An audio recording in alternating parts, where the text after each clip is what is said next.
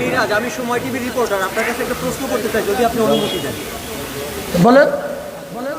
5 আগস্টের পরে অনেক রাজনৈতিক দলের কাছে ইসলামী আন্দোলন বাংলাদেশ শ্রদ্ধার পাত্র হয়ে দাঁড়িয়েছে। আমরা এর আগে দেখেছি যারা আপনাদের নীতি এবং আদর্শকে ছোট করে দেখত, তারাও আপনাদের প্রতি শ্রদ্ধাশীল। বর্তমানে বিভিন্ন যে আসন্ন যে নির্বাচনটি হবে, সেই নির্বাচনে ইসলামী দলগুলো বা ইসলাম মনা যে দলগুলো, সেই দলগুলো একত্রিত হয়ে নির্বাচনে অংশগ্রহণ করবে। যেহেতু ইসলাম মনা দলগুলোর মধ্যে আপনার দলটি অনেক বড় একটি দল, সেক্ষেত্রে আপনারা কোনো সিদ্ধান্তে উপনীত হতে পেরেছেন কিনা?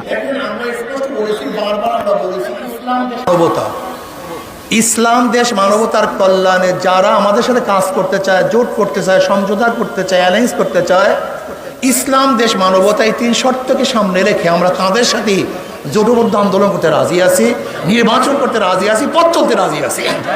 আমরা চাই ইসলাম দেশ মানবতা। এর জন্য কোনো নির্দিষ্ট দল নয়।